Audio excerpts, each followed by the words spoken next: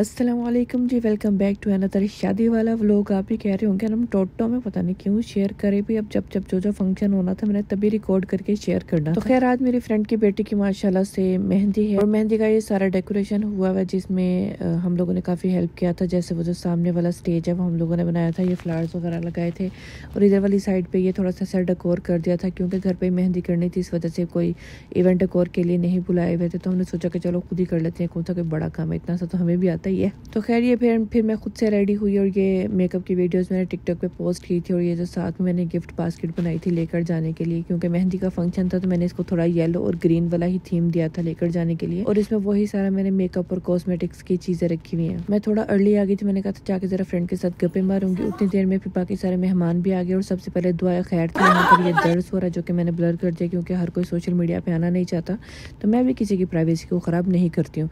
दर्स तकरीबन 2 घंटे चला था और 2 घंटे के बाद जी था फिर खाना माशाल्लाह से बहुत ही मज़े का था। यहाँ मिसिसागा में जो हार्टलैंड में अल कबाब है खाना वहाँ से मंगवाया हुआ था। इनके कबाब इतने ज़्यादा मज़े के थे ना, सब कुछ अच्छा था लेकिन सबसे बेस्ट मुझे चिकन के कबाब लगे।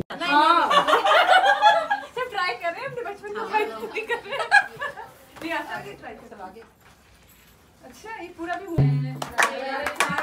सजन मजबूरियां हैं मेरे हाथों में मजबूरियां हैं जरा करो सजन मजबूरियां दूरी सजा के रखना हो तो शर्मो ना लगा के मेहंदी जरा तालियां बजाओ गोरियों ये घड़ी है मिलन की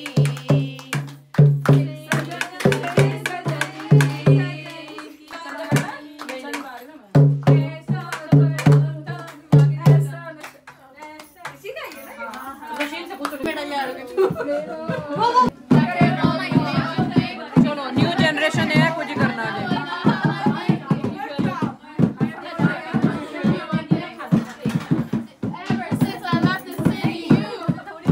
हाँ तो होगी वैसे नई जनरेशन है, कुछ करना जी। खैर फिलहाल तो सबको मैंने यहाँ पे ब्लर किया हुआ था लेकिन बहुत ही मज़ा आया। गाने तो किसी को इतने अच्छे से नहीं आते थे, ना ही किसी को इतने अच्छे से ढोल की आती थी, बस ओके सोके ओके जैसे जैसे ढोल की आ रही थी, जैसे जैसे गाने आ रहे थे, गाए जा रहे थे और बजाए जा रहे थे। उसके बाद खैर जो ब्राइड थी उसको बाकायदा रस्मन लेकर आया गया बाहर ताकि बाकी की जो मेहंदी की रस्में हैं वो की जाए। तो ब्राइड की जो फ्रेंड्स थी, सिस्टर्स थी, वो सब उनको लेकर हम साथ साथ बैठ के खाने के बाद की चाय पी रहे थे। हमारी क्योंकि फैमिली में से कोई और नहीं है ना यहाँ पर, तो ये फ्रेंड्स वगैरह में कहीं ना कहीं किसी की शादी आती है और कोई इन्वाइट करता ना तो बड़ा मजा आता है। और ये जाहिर है फ्रेंड की बेटी की शादी थी तो इसमें तो बड़ी ज्यादा ही मजा है। यहाँ पर जो मेहंदी की रस्म है ना वो स्टार्ट कर दी गई है। पता नहीं अब आपके यहाँ रस्म कैसी होती है, आप लोग क्या करते हैं। लाइक हमारे यहाँ तो ऐसा ही होता है कि आप साथ में मेहंदी रख लो, उपटन रख लो, तेल रख लो, तो बारी बारी वो सारी चीज़ें लगा देते हैं। उसके बाद मिठाई खिला देते हैं या फिर पाकिस्तान में तो वो जो पैसे भी वार कर जैसे सलामी होती है ना, या फिर अगर तो नज़र उतारते हैं या नेक देते हैं, इस तरह से करके भी पैसे वार के रख देते होते हैं बास्केट में साथ। तो जो भी लेडी घर में काम वाम कर रही होती है ना तो वो उसको दे देते हैं। यहाँ पर खैर पैसों वाला सीन तो नहीं था लेकिन बाकी सारी चीज़ें रखी हुई थी, उपटन था, तेल था, मेहंदी थी और साथ में मिठाई रखी हुई थी। और यहाँ पर ब्राइड की आई थिंक खाला हैं जो ये रस्म स्टार्ट कर रही हैं। उसके बाद उनकी मदर आई थी और मदर वो एज़ यूजुअल जो है बेचारी दिल छोटा हो जाता है और फिर रोने लग जाती हैं।